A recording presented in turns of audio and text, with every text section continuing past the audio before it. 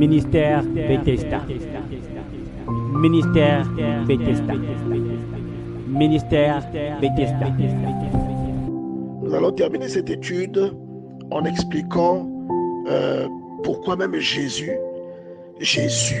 l'image de Dieu, pourquoi même lui avait-il besoin de jeûner. Nous allons parler de ça pour que quelqu'un comprenne pourquoi il a besoin de jeûner. Vous voyez, quelqu'un doit comprendre. Nous allons clore cette étude avec cette partie où nous allons dire Jésus. Là, regardez tout ce que la Bible vous dit à propos de Jésus. Mais même lui, même Jésus a été obligé de jeûner. Pourquoi? Parce qu'il a été soumis à un corps. Regardons ensemble ce que dit Philippiens chapitre 2 verset 5. Il est écrit « Ayez en vous les sentiments qui étaient en Jésus-Christ, lequel, existant sous la forme de Dieu, n'a point regardé comme une proie à arracher d'être égal à Dieu. » Est-ce que vous voyez? À votre avis, une personne dont on fait cette description a-t-elle besoin de jeûner? Je pense que tout le monde va trouver la réponse. Une personne, on l'a dit, qui existait en forme de Dieu. Est-ce qu'une telle personne a besoin de jeûner, bien aimé? Est-ce qu'une telle personne a besoin de jeûner? Comme on dit que Jésus jeûna 40 jours et 40 nuits. Et on dit qu'il jeûnait régulièrement. On dit qu'il priait régulièrement. On vous dit qu'il priait toute la nuit. Est-ce que vous voyez? On dit qu'avant que le matin arrive, il se lève, il va prier à l'aube. Pourquoi avait-il besoin de prier? Pourquoi avait-il besoin de prier, lui qui existait déjà sous la forme de Dieu? Pourquoi avait-il besoin de prier? La réponse, vous la trouvez beaucoup plus bas. Là où Philippiens vous dit au verset 7, « Mais il s'est dépouillé lui-même en prenant une forme de serviteur, en devenant semblable aux hommes, en ayant paru comme un simple homme. » Donc il a pris un corps de chair et de sang. C'est à cause de ce corps de chair et de sang qu'il s'est senti obligé de jeûner, de prier, parce que le corps est soumis à la vanité. Toute personne dans un corps sera soumise à la vanité. Vous voyez? Toute personne qui prend un corps de chair et de sang, le corps de chair et de sang a une logique attachée à lui. C'est ce que Paul vous explique dans Romains chapitre 8. Quand vous lisez tout Romains chapitre 8, c'est ce qu'il se tue à vous expliquer. Il y a une logique qui est attachée à la chair. Quand vous êtes dans la chair, vous êtes soumis à cette logique. Et vous retrouvez des traits comme ça chez Jésus. Regardez quand on lui annonce que Lazare est mort. Quand il arrive sur le lieu où Lazare est enterré, qu'est-ce qui se passe? La Bible dit que Jésus a pleuré parce qu'il avait eu de l'émotion. Vous voyez? Lorsque le jour fatidique arrive et qu'il est en train de prier la nuit, il voit la coupe, il voit ce qu'il va traverser. La Bible dit qu'il a pleuré, qu'il avait même une sueur de sang qui sortait de son visage parce qu'il était effrayé. Il a demandé à Dieu de repousser cela. Est-ce que vous voyez? C'est pour dire que, pour rappeler ça, ces éléments vous rappellent que c'était un être humain comme vous et moi. Il a vécu dans la condition d'un être humain comme vous et moi, bien-aimés. Maintenant, la question qu'on doit se poser, que chacun doit se poser, c'est si Jésus, avec les descriptions que l'on fait sur lui, allez lire Jean chapitre 1 à partir du premier verset, vous saurez qui il est. Allez lire cette écriture de Philippiens au chapitre 2, vous saurez qui il est. Si Jésus, dans une condition d'homme, a été contraint de jeûner et de prier, combien à plus forte raison vous et moi? Ce qu'il réalisait, il le réalisait en ayant dominé la chair. Et c'est ce que Paul se tue à nous expliquer dans Romains chapitre 8. Il explique que pour condamner ou pour confondre le péché, Dieu a envoyé son Fils dans une chair semblable à celle des hommes. Vous voyez, non? Il dit, Romains chapitre 8, à partir du verset 3, il dit, car chose impossible. Il commence, comme commencer au verset 2, il dit, il n'y a plus de condamnation pour ceux qui sont en Jésus-Christ. Et il vous explique pourquoi il n'y a plus de condamnation. Parce que, tandis que vous êtes dans la chair. Mais pourquoi vous n'êtes plus condamné? Il vous explique que Dieu a envoyé son propre Fils dans une condition qui ressemble à ta condition. Il a eu un corps qui ressemble à ton corps. Qui ressemble à ton corps, bien-aimé. Mais toutefois, il a dominé sur ce corps. Comment a-t-il dominé sur ce corps? Vous allez retrouver ça même au début de son ministère. La Bible vous dit qu'après avoir reçu l'Esprit, il a été conduit par l'Esprit dans le désert. Et qu'est-ce qui s'est passé dans le désert? Il a jeûné pendant 40 jours et 40 nuits. Pourquoi même lui? Pourquoi lui, il a dû jeûner 40 jours et 40 nuits avant de commencer à opérer? Pourquoi? Parce que le jeûne emmène la sanctification. Et le même jeûne en question, puisque ça emmène la sanctification en toi, ça fait que, comme l'onction est obligée de se mêler à la sanctification, ça fait que l'opération, le degré d'opération dans lequel tu exerces n'est plus le même que celui des autres personnes. Tu t'élèves. Donc, il a dominé volontairement son corps en se privant de certaines choses et en emmenant à lui une condition élevée. Il avait en lui, en esprit, la condition élevée, nous le savons tous. Mais il était soumis à la vanité. Et ceux qui ne le comprenaient pas, ceux qui ne pourront même ne pas comprendre pendant que nous parlons de cette écriture, souvenez-vous de qui était Pierre avant le Saint-Esprit et qui est-ce qu'il est devenu après le Saint-Esprit. C'est le même Pierre qui était lâche et qui avait trahi le Seigneur. C'est le même Pierre, quand je dis trahir, je parle d'avoir refusé qu'il suivait Jésus. C'est le même Pierre qui a guéri un paralytique. C'est le même Pierre dont la silhouette guérissait les malades. Le même. Pourquoi? La condition de vie n'était plus la même. La vie de consécration avait remplacé la vie monotone qu'il menait. Donc la vie de consécration attire Dieu. La vie de consécration tue votre chair. La vie de consécration hisse l'esprit au premier rang. C'est ce que vous devez comprendre. Et c'est ce que Paul vous explique ici dans Romains chapitre 8 à partir du verset 3. Il dit car chose impossible à la loi, parce que la chair la rendait faible.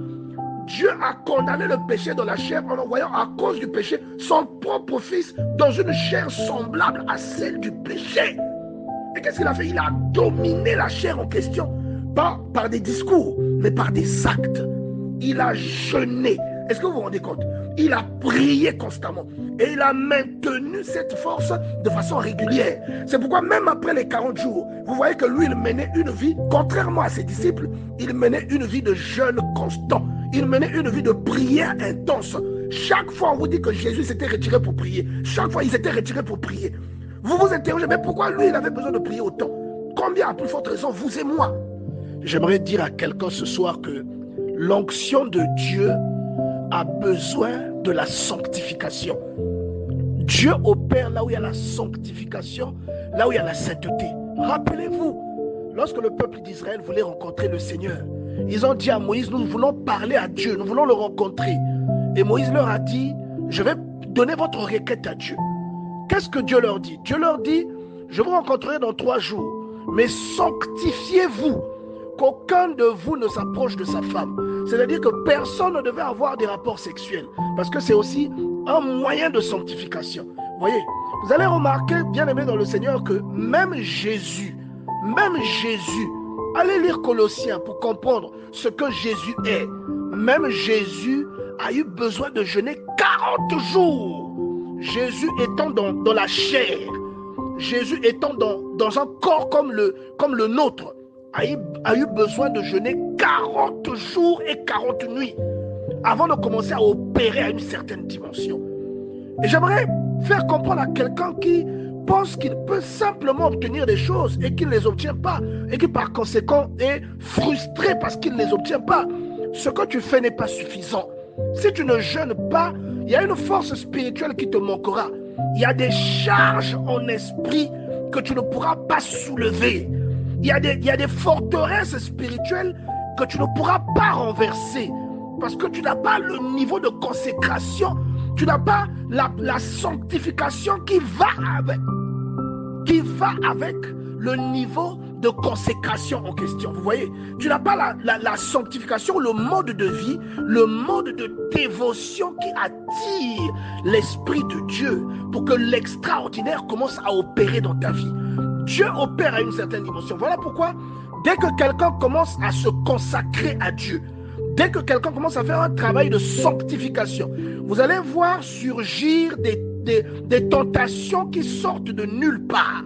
Vous verrez que vraiment même un ex qui ne vous contactait plus depuis 3 ans, il va vous téléphoner seulement lorsque vous décidez de vous consacrer, que vous décidez d'entrer dans un programme de prière. C'est là où quelqu'un que vous avez aimé autrefois Mais grâce à Dieu, vous avez été séparés parce que c'était une source ou une occasion de chute. Mais cette fois-là, quand vous décidez, le diable va biper cette personne pour que cette personne se mette en relation avec vous, qu'elle commence à vous appeler. Ça va perturber votre programme de prière. Ça va perturber votre consécration, votre dévotion. Tous les programmes que vous avez faits, je dois prier à telle heure, le sable va entrer dedans. Pourquoi? Parce que le diable sait qu'une personne qui jeûne dans le but de rencontrer le Seigneur est une personne qui est en train de cheminer vers la porte qui ouvre à une autre dimension. Et vous allez voir que Moïse n'opérait pas la même dimension que vous et moi. Vous voyez, Élie, qui a jeûné 40 jours, n'opérait pas à la même dimension que vous et moi. Les Josué, tous ces gens, les Paul, ils n'opéraient pas. La Bible raconte comment Paul vivait des jeûnes multipliés. Mais à votre avis, comment faisait-il pour avoir autant d'onction? Même les vêtements qui avaient touché son corps avaient de l'onction. Quand on prenait un linge qu'il avait utilisé, on mettait sur un malade, le malade guérissait. Nous devons tous avoir cet objectif-là en tête. Nous devons migrer vers cette dimension. Donc, à quelqu'un qui est en train de m'écouter, prends une décision à partir de ce soir. Le problème qui est dans ta vie est resté là depuis longtemps. Il y a un problème qui est là depuis 5 ans, seulement à cause de tes habitudes. Parce que les habitudes que tu as ne favorisent pas l'éclosion spirituelle. Ces habitudes-là ne favorisent pas l'action de Dieu dans ta vie. J'aimerais que tu prennes une décision ce soir. Prends une décision, celle de commencer à vivre d'une certaine manière, à jeûner. Jeûne au moins une fois par semaine. Au moins une fois par semaine. Tu vas voir que ta force spirituelle, même tes rêves vont changer. Ta force spirituelle va commencer à grandir progressivement. Il y a des choses que tu ne voyais pas, que tu vas commencer à voir. Parce que quand quelqu'un prie, il y a une lumière qui vient autour de lui. Même la parole de Dieu, c'est une lumière. David dit, ta parole est une lampe à mes pieds, une lumière sur mon sentier. Vous voyez, quand vous lisez la Bible et que vous jeûnez, que vous priez beaucoup, il y a une lumière, il y a des lampadaires autour de vous. Même ce qui est caché deviendra visible à vos yeux. Votre consécration est liée à votre hygiène spirituelle. Je répète, ta consécration, le niveau auquel tu veux opérer, c'est bien de vouloir opérer à ce niveau. Mais est-ce que tu te donnes les moyens d'opérer à ce niveau? Est-ce que tu mènes le mode de vie qui correspond? Est-ce que tu as l'hygiène spirituelle qui fait opérer les gens à ce niveau? C'est ça en fait. Il y a un problème qui est dans ta maison, même si ce n'est pas toi. Le problème ne dépend pas de toi, mais dépend d'une tierce personne. Un enfant, un mari ou ta femme. Quand tu es dans une vie de consécration, quand tu jeûnes souvent et que tu lis la Bible, tu seras plus fort que l'esprit qui anime cette personne. Parce que dans la vie d'un être humain, il y a beaucoup de problèmes que nous vivons qui sont liés à des esprits. Mais souvent, nous attribuons ces problèmes-là à un comportement, nous attribuons ce problème-là à une attitude. Mais parfois, c'est lié à un esprit. Et vous allez remarquer que le Seigneur, tous les problèmes auxquels il était confronté la plupart du temps étaient liés à des esprits. Il venait, il désenvoûtait quelqu'un, quel que soit le problème. L'épilepsie, on aurait pu dire, bon voilà, on l'emmène à l'hôpital, c'est l'épilepsie, il y a des lésions dans le cerveau. Mais quand lui, il vient, il chasse, il dit qu'il y a un esprit derrière, il chasse, la personne guérit. Donc ne sous-estimez jamais les problèmes qui se dressent dans votre vie. La plupart du temps, il y a un esprit derrière qui est bien dissimulé. Vous voyez, le monde spirituel est aussi réel que notre monde charnel. Voilà pourquoi il est autant important de nourrir son être spirituel. Le jeûne et la prière, c'est la nourriture de l'esprit. Quand vous voyez quelqu'un qui mange une nourriture avec beaucoup de protéines, et la personne devient forte, les lutteurs là, ceux qui combattent ceux qui font le catch, ceux qui sont à UFC, ces personnes-là mangent une nourriture spéciale avec beaucoup de protéines. Même les footballeurs, la plupart des sportifs de haut niveau mangent beaucoup de protéines dans leur nourriture. Leur nourriture est bien sélectionnée et les protéines de l'esprit, ce sont le jeûne et la prière. Ne l'oublie jamais, bien-aimé. Voilà pourquoi je suis en train de vous dire qu'une personne qui prie et qui jeûne beaucoup est une personne qui comprend les choses autrement, parce qu'il y a une fusion qui se produit et qui emmène une autre dimension dans la vie de cette personne. Vous voyez? Donc même dans les petits jeûnes que vous faites, vous êtes différent du chrétien lambda qui ne jeûne pas. Dans la lecture biblique que vous faites à votre niveau, vous avez quelque chose de plus que le chrétien lambda qui ne jeûne pas. Vous savez que les forces de la nature sont hiérarchisées. Ce n'est pas un hasard. Si vous venez ici dans le monde des êtres humains, il y a des hiérarchies. Si vous allez même chez les animaux, Il y a des animaux qui craignent d'autres animaux, et tout cela de manière hiérarchique. Et dans le ciel, c'est pareil. Et dans le monde spirituel, c'est pareil. Et tout comme aujourd'hui, un esprit peut avoir peur de vous, mais il n'aura pas peur de votre frère. Parce que tous les deux, vous n'avez pas la même condition spirituelle. Vous ne vous nourrissez pas spirituellement de la même manière, et vous ne passez pas du temps dans la prière de la même manière. Ce corps est l'opposé de l'esprit. Le corps appartient au vice, l'esprit appartient à la vertu. Ou on va inverser. Le corps appartient au vice, mais la vertu appartient à l'esprit. Si vous voulez extraire la vertu du dedans de vous, vous devez faire croître votre esprit. Et pour faire croître votre esprit, vous avez besoin d'une hygiène spirituelle. Vous avez besoin de la protéine de l'esprit. Et la protéine de l'esprit, c'est le jeûne et la prière. Le jeûne vous confère un autre type de force. Le jeûne vous donne une position élevée. Le jeûne vous donne l'affection des choses qui sont en haut. Le jeûne vous détache ou vous rend beaucoup plus fort devant certaines tentations. Il y a des choses que vous expérimentez et devant lesquelles vous tombez seulement parce que vous n'avez pas une vie de jeûne. Vous n'avez pas une vie de prière. Même une fois dans la semaine, vous ne jeûnez pas.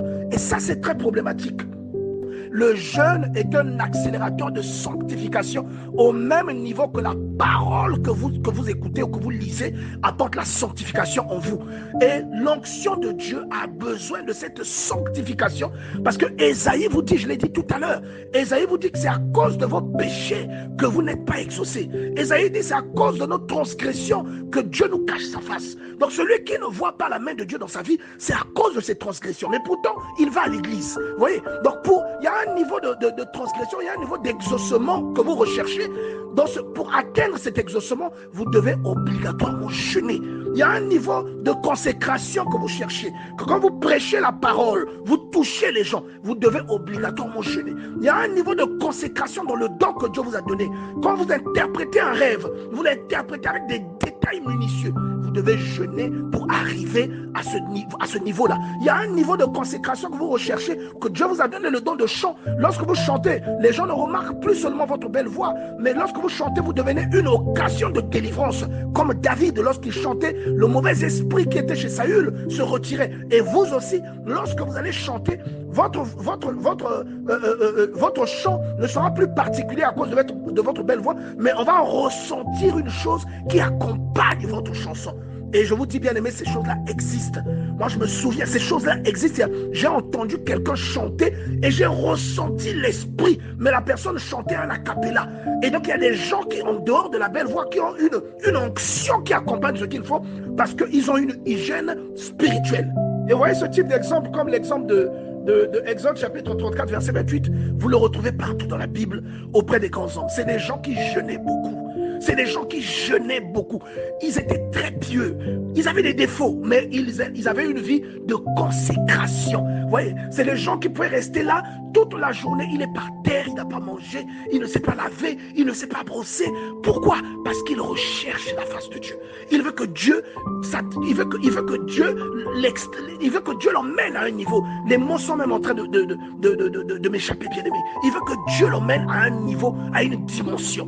Et c'est comme ça que l'on recherche Dieu. Rappelez-vous de Josaphat, lorsqu'il fut attaqué, il a décrété un jeûne. Et lorsqu'ils ont commencé à jeûner, l'Esprit de Dieu a touché l'un d'entre eux. Il a dit, vous n'aurez même pas à vous battre dans cette affaire.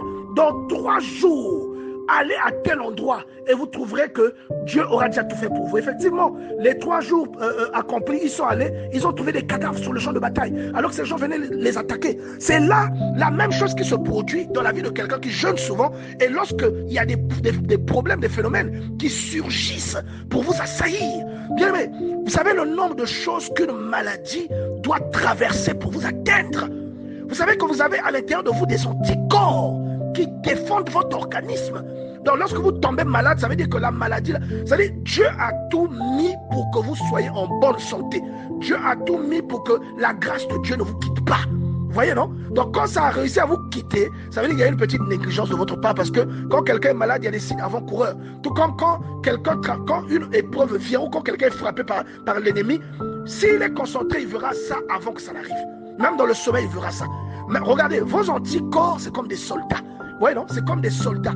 Ils vous défendent. Est-ce que vous savez le nombre de cancers, le nombre de personnes qui vieillissent, qui auraient dû avoir de cancer, ou le nombre de cancers qui ont débuté dans votre organisme, mais qui sont jamais allés jusqu'au bout?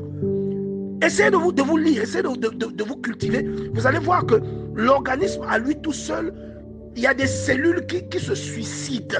C'est le terme médical même utilisé. Il y a des cellules qui détectent des anomalies et qui se suicident pour éviter qu'une tumeur commence à grandir en vous. Donc il y a même des gens qui meurent de vieillesse, mais qui ont eu parfois 2-3 tentatives de cancer. Ils ne sont pas au courant parce que l'organisme l'a défendu. Regardez bien, à ce niveau-là, il y a une limite que Dieu met pour une barrière. Combien plus forte raison dans le spirituel. Vous avez beaucoup d'éléments que Dieu dispose pour vous protéger contre la malchance, contre les attaques de sorcellerie, contre des envoûtements. Il y aura toujours, les hommes meurent, mais les esprits ne meurent pas. Les gens qui faisaient du mal aux prophètes, de notre temps, ils existent. Les mêmes esprits existent, bien aimés. Mais c'est seulement le mode opératoire qui a changé. Les mêmes esprits sont là, mais ils passent par d'autres. Il y en a qui sont dans vos familles. Il y a des personnes les esprits qui commandaient les gens qui tuaient les prophètes, les gens qui maltraitaient les enfants de Dieu, les mêmes esprits, il y en a qui sont dans vos familles, qui agissent derrière certains membres de vos familles, parce qu'il y a des gens qui ont des mauvais cœurs. Vous vous demandez, mais pourquoi la personne est méchante à ce point? Vous voyez, vous ne lui avez rien fait, mais la personne ne vous aime pas, elle tente de vous nuire. Vous voyez, au lieu de vivre sa vie, elle tente de vous nuire. Vous avez besoin de la consécration, vous avez besoin de la prière, vous avez besoin de la lecture de la Bible, vous avez besoin du jeûne. C'est quelque chose qui va sauver votre vie. C'est quelque chose qui va vous permettre de vous distinguer. Dans votre héritage, dans ce que Dieu vous a promis, c'est une chose qui va vous favoriser. Une chose que Dieu a fait des promesses à tout le monde. Mais bizarrement, il y a des personnes qui passent à côté de ces promesses-là. Vous voyez? Et la plupart du temps, c'est à cause du mode de vie que vous menez. Vous voyez? Quel est l'intérêt que vous avez à l'égard des choses de Dieu? C'est des questions que vous devez vous poser. Pourquoi, à votre avis, la Bible nous présente beaucoup de personnages en train de jeûner autant? Non, Exode chapitre 34, verset 28. Moïse fut là avec l'Éternel 40 jours et 40 nuits. Il ne mangea point de pain et il ne but point d'eau. Et l'Éternel écrivit sur les tables les paroles d'alliance. Vous voyez à quel prix Moïse obtient la révélation. La révélation que Moïse obtient, il l'obtient à quel prix? Il fait 40 jours et 40 nuits sans manger. Est-ce que vous croyez que cette révélation, le décalogue, aurait pu être donné à n'importe quel Israélite? Mais il a fallu que la personne soit consacrée, qu'elle passe du temps avec Dieu. Vous voyez? Mais vous cherchez la révélation, vous cherchez la force de la prière. Ce n'est pas parce que vous faites beaucoup de bruit que vos prières sont efficaces. Je le dis souvent. Ce n'est pas parce que vous priez fort que vos prières sont efficaces. Le diable n'a pas peur du son de votre voix. Il y a des personnes, quand elles prient, elles doivent battre les mains. Le diable n'a pas peur que vous battez les mains. Le diable a peur de votre sanctification. Le diable a peur de la parole de Dieu qui vient en vous. C'est de ça que le diable a peur. Vous voyez? Et donc nous devons tout le temps penser à ça. Pourquoi Moïse, avant d'avoir cette révélation du décalogue, pourquoi est-ce qu'il a fallu qu'il jeûne pendant 40 jours et 40 nuits? Pourquoi? On veut opérer à les dimensions et on ne veut pas en payer le prix. Vous voyez, vous voulez prier pour des malades, mais vous ne jeûnez pas. Vous allez seulement à l'église, vous êtes juste membre d'église, vous voulez prier pour les malades, j'ai un don. Quel don? Le don se nourrit, bien aimé dans le Seigneur. Et la Bible vous précise que ceux qui vivent selon la chair ne sauraient plaire à Dieu. Romains chapitre 8, verset 8. Vous voyez, non? Donc vous devez faire mourir les actions de votre corps par le jeûne, la prière et la lecture de la Bible. Et c'est pourquoi, au verset 13, la Bible dit, si vous vivez selon la chair, vous mourrez. Mais si vous vivez par l'esprit, ou si par l'esprit vous faites mourir les actions du corps, vous vivrez. Vous voyez? Donc celui qui recherche l'onction, celui qui veut opérer, je vous l'ai dit, il y a des chantres ici, il y a des prophètes ici, il y a des prédicateurs ici, il y a des évangélistes ici. Si vous voulez que ce don s'illustre d'une manière distinguée, vous devez aimer les choses spirituelles. Vous devez faire mourir la chair. Vous devez regarder Jésus. Quand vous voyez Jésus arriver parler au figuier, le figuier sèche, ce n'est pas parce qu'il est le Fils de Dieu. Il est soumis à un corps qui le rend triste aussi quand il y a une occasion d'être triste. Il est soumis à un corps qui le met en colère quand il y a une occasion de se mettre en colère. Il a des besoins, il a faim. La Bible dit quand il est jeûné, il eut faim. Il a faim parce qu'il a un estomac. Il a des désirs, il a des organes. Il est soumis à la même vanité que vous et moi. Mais la différence, c'est qu'il s'est élevé au-dessus de cette vanité parce qu'il a imposé une condition à son corps. Et il ne l'a pas imposé avec des paroles, il l'a imposé avec des actes. Vous voyez, avant de s'introduire dans le ministère, il a jeûné. Il a jeûné pour laisser la place à l'esprit, pour donner la prééminence à l'esprit. Vous voyez? Et Paul explique, cela a fait que la justice de la loi fut accomplie en nous. Nous lesquels? Nous qui marchons non selon la chair, mais selon l'esprit. La loi visait une justice qui n'était pas possible parce que la chair la rendait faible. Mais quand le Fils de l'homme est venu faire une démonstration, Jésus c'est un pionnier. Vous voyez, il vous a montré que c'est possible. Il a fait une démonstration. Et par conséquent, le péché a été condamné en lui. Est-ce que vous voyez? Parce qu'il a pris un corps qui a la nature pécheresse. Et il a dépouillé le péché de sa force. Par conséquent, celui qui croit en lui et qui applique ses préceptes, qui suit ses consignes et qui reçoit son esprit, a la potentialité de dominer au-dessus de la condition pécheresse qui est attachée à la chair. Parce qu'elle fait mourir les membres qui sont soumis au péché. Et ça devient intéressant. Lorsque vous continuez à lire, lorsque vous allez par exemple au verset 5, il dit « Ceux en effet qui vivent selon la chair s'affectionnent aux choses de la chair. » Tant que vous n'allez pas avoir une vie de consécration, vous allez aimer les choses que Dieu n'aime pas. Parce que la Bible vous dit « L'amitié de la chair est inimitié contre Dieu. » Tant que vous allez continuer à mener la vie que vous menez, vous allez à l'église, certes, mais vous n'avez pas de jeûne dans votre programme. Vous ne priez pas, vous ne lisez pas la Bible. Vous allez continuer à aimer les choses que la Bible condamne. Il faut que quelqu'un comprenne ça une bonne fois pour toutes. Vous allez dire, ah Seigneur, donne-moi la force. Non, jeûne, prie, lis la Bible. Tu vois que cette force viendra en toi. Parce que la force en question vient par un esprit. C'est un esprit qui vient, qui te donne cette force. Parce qu'il y a des choses en toi qui s'éteignent progressivement. Pourquoi? Parce que tu soumets ta chair à une logique qu'elle n'aime pas. La chair aime manger. Toi, si tu ne manges pas, tu deviens en contradiction avec la chair. Tu la soumets à une logique qu'elle déteste. Est-ce que quelqu'un comprend? La chair n'aime pas lire la Bible. Pourtant, quand tu lis la Bible, tu donnes une autre vibration à ton esprit. Vous voyez? Donc, ceux qui vivent selon la chair s'affectionnent aux choses de la chair, tandis que ceux qui vivent selon l'esprit s'affectionnent aux choses de l'esprit. Romains chapitre 8, verset 5. Vous voyez? Si vous vivez selon l'esprit, c'est-à-dire que vous mangez la parole de Dieu, vous menez une vie de consécration, vous allez aimer les choses spirituelles. Vous allez rejeter ce qui est charnel. Et celui qui aime les choses spirituelles devient ami avec Dieu. Par conséquent, vous ne serez pas surpris par les problèmes. Les conditions ne vous submergeront pas. Quand un problème viendra, vous allez le voir à l'avance. Et vous allez pouvoir déclarer une parole qui va dominer ce problème. Simplement parce que votre condition n'est plus la même. Est-ce que vous voyez? Si vous cherchez l'exaucement et l'onction, vous devez jeûner et prier. Parce que l'exaucement vient par la justification au moyen de la foi. Vous voyez? Donc Dieu vous exauce parce que vous devenez juste. Et qu'est-ce qui vous rend juste? C'est la foi qui vous rend juste. Est-ce que quelqu'un comprend? Et l'onction qui opère en vous, une fois que vous traversez ça, l'onction là opère grâce à la sanctification que la justification introduit dans votre vie. C'est pourquoi quand vous lisez Actes des Apôtres chapitre 19 verset 13, vous voyez les fils de Séba qui ont voulu faire les choses de l'esprit, qui ont voulu commander à une situation spirituelle sans avoir au préalable la force spirituelle requise. Vous voyez? Et il y a beaucoup parmi nous qui sont dans cette condition. Beaucoup de frères prient dans leur maison pour régler un problème. Le problème demeure. C'est dans votre tête que vous croyez que le problème est résolu. Mais dans le monde spirituel, le problème est là. Pourquoi? Parce que vous n'avez aucune vie de consécration. Tant que vous n'avez pas de vie de consécration, vous n'aurez pas la force de soulever le poids qui est tombé dans votre maison. De soulever l'immeuble qui est en train de s'affaisser sur votre maison. Vous voyez? Mais si vous êtes fort en l'esprit par la vie de consécration, quelle que soit la charge, quel que soit le béton armé qui sera devant vous, vous allez le briser. Parce qu'en esprit, vous êtes un monstre. Est-ce que quelqu'un comprend cela? Les fils de Séba sont allés, Actes chapitre 19, verset 13. Ils ont tenté d'exorciser quelqu'un. L'esprit leur a dit, je connais Jésus. Je connais aussi Paul. Pourquoi? Parce que Paul opérait dans une dimension spirituelle. Mais eux, ils avaient eu écho. Et ils étaient des exorcistes.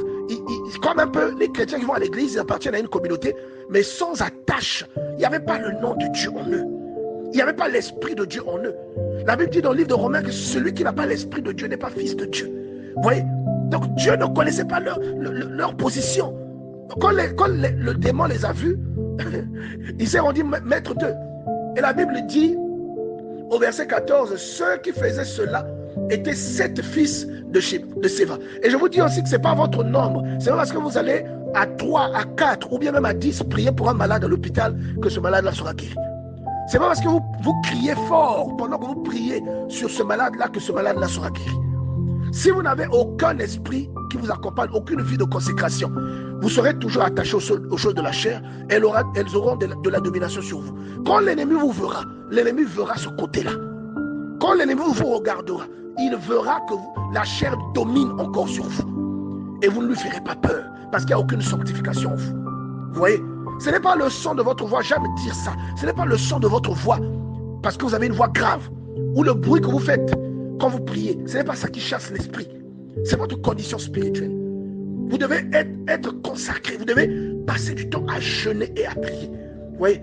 Au verset 15, la Bible dit, l'esprit malin leur répondit, je connais Jésus et je sais qui est Paul, mais vous qui êtes fous. Vous voyez? C'est un manque de consécration qui les a emmenés dans cette condition.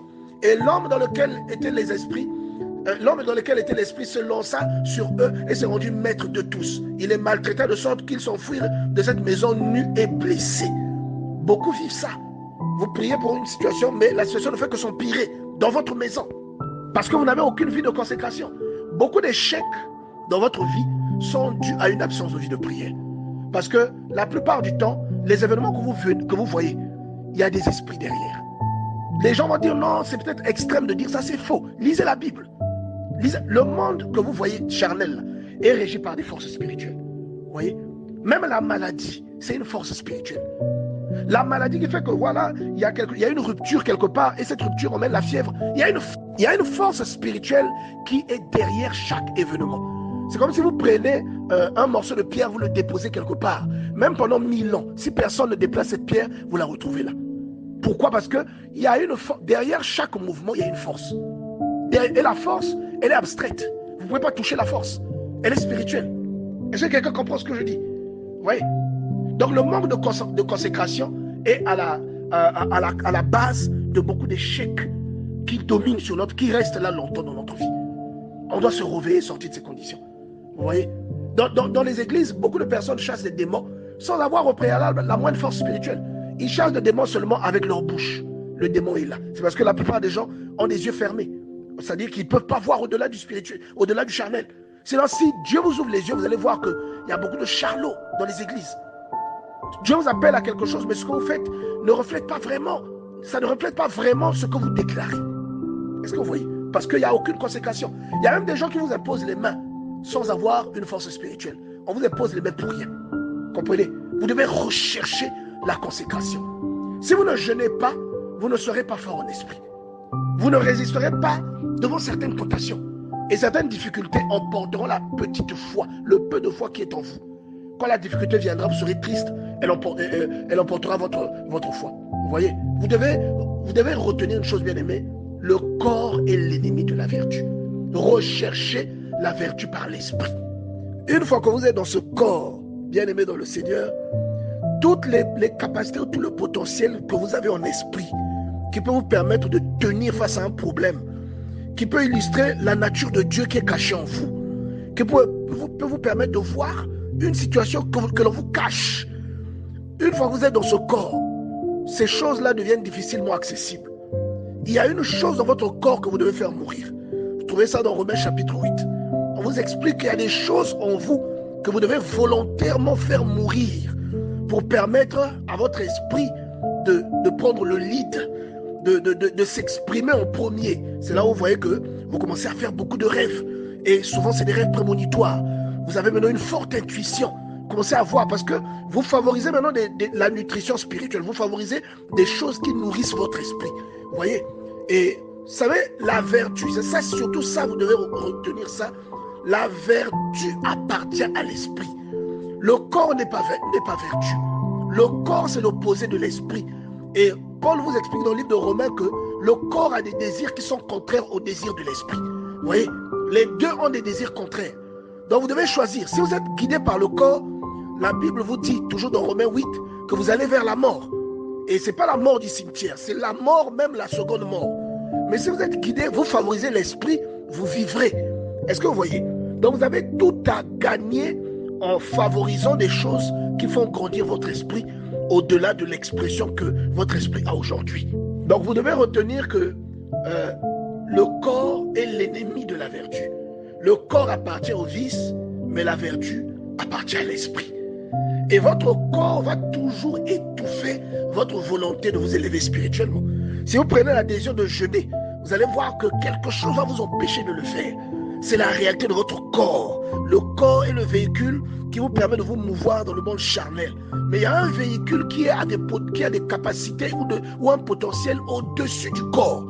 Vous avez un autre véhicule, vous avez votre identité qui peut vous permettre de régler la plupart des problèmes que vous rencontrez dans ce monde. Parce que le monde n'est que l'extrémité de ce qui est spirituel. En réalité, tout ce qui existe est spirituel. Maintenant, l'expression physique de ce qui existe est retrouvée dans ce monde, en fait. C'est comme nous sommes spirituels. Mais notre expression physique, notre expression charnelle, nous la retrouvons dans ce monde. C'est pourquoi nous avons des corps. Mais les problèmes, puisqu'ils sont spirituels au départ, peuvent être réglés dans une dimension spirituelle. Même les bénédictions que Dieu nous donne sont spirituelles. Rappelez-vous, Éphésiens chapitre 1, verset 3. Les bénédictions sont spirituelles, mais c'est dans le corps qui se répercute une fois que nous les possédons spirituellement. Vous voyez? Donc, le corps étouffera toujours vos élans spirituels. C'est pourquoi toute personne possédant un corps doit en éteindre les passions. Moi, j'ai même envie de dire, toute personne qui possède un corps doit tuer les besoins du corps avec la prière. Vous voyez? Ça va vous rendre beaucoup plus fort. Donc, la sanctification va permettre à l'esprit de s'exprimer librement. Et c'est la raison pour laquelle, par exemple, vous voyez, Jésus jeûnait pendant 40 jours et 40 nuits. La Bible dit que Jésus était dans un corps de chair qui est semblable au nôtre. Donc, il était soumis à la même réalité que vous et moi. Il a dû jeûner. Est-ce que vous vous rendez compte? Philippiens chapitre 2 verset 7. La Bible dit qu'il s'est dépouillé lui-même en prenant une forme de serviteur, en devenant semblable à un homme. Et parce qu'il a revêtu le corps d'un simple être humain. Et pour cela, il a dû se dépouiller de ce que la condition humaine impose à un corps. Quand vous voyez Jésus marcher sur l'eau, ce n'est pas que parce que c'était la divinité incarnée qu'il a commencé à marcher sur l'eau. Il était dans une condition. Vous aussi, vous avez Dieu en vous. Mais il y a une condition qui domine sur votre corps. Il y a une condition qui domine sur votre vie qui fait que si vous parlez à un arbre, l'arbre ne séchera pas. Mais si vous faites mourir le corps pour mettre l'esprit devant, quand vous parlerez à une situation, la situation vous obéira. Parce que vous parlez le langage de l'esprit et que la situation, elle existe d'abord parce qu'elle est spirituelle. La sanctification est difficile. Pourquoi? Parce que c'est un privilège. La sanctification vous donne accès, vous devenez un privilégié. Elle vous donne accès à la pièce où se réunissent les bons petits de Dieu, si on peut dire ça comme ça. La sanctification vous fait opérer à une autre dimension. La sanctification vous extrait de la masse. C'est-à-dire que là où c'était commun, vous sortez du lot à cause de la sanctification. Parce que vous jeûnez beaucoup, parce que vous priez beaucoup. Vous voyez, il y a une consécration dans votre vie. Et vous êtes extrait de la masse et les gens voient bien qu'il y a une distinction. Lorsque vous faites quelque chose, il y a une distinction. Il y a une force qui accompagne cette chose. Et aussi, même les personnes qui manifestent souvent, même parmi les chrétiens, il y a des personnes qui ont de la jalousie. C'est les personnes qui ne connaissent pas Dieu. Parce qu'une personne qui connaît Dieu sait que quand quelqu'un brille, c'est Dieu qui le fait briller. Donc lorsque vous êtes jaloux, c'est contre Dieu que vous êtes jaloux en fait. Parce que c'est Dieu qui fait briller cette personne. Et la plupart du temps, c'est parce que cette personne se dispose pour arriver à ce niveau. Elle se dispose pour que Dieu la hisse à ce niveau. Vous voyez? Donc lorsque vous vous sanctifiez par le jeûne, la prière et la parole de Dieu, il y a une dimension qui s'ouvre à vous et vous commencez à opérer dans cette dimension-là. Voilà pourquoi beaucoup de chrétiens restent en bas et très peu de chrétiens restent en haut. Parce qu'il y a trop de sacrifices à faire. Puisque la sanctification impose que vous vous séparez de certaines choses.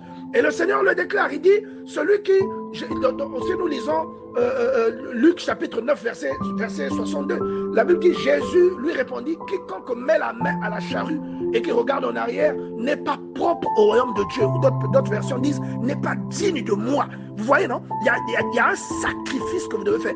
Quelque chose doit obligatoirement mourir en vous. Il y a une chose dont vous devez vous séparer. Vous voyez? Donc, personne ne s'élève sans sacrifier quelque chose. Ne l'oubliez pas. Vous voulez être exaucé, ça va vous coûter quelque chose. Vous devez sacrifier quelque chose. Et si vous aimez Dieu, quelque chose en vous doit mourir. Une chose doit se détacher de vous afin de rentrer dans ce qu'on appelle les standards de Dieu. Ministère Bethesda. Ministère Bethesda. Ministère Bethesda.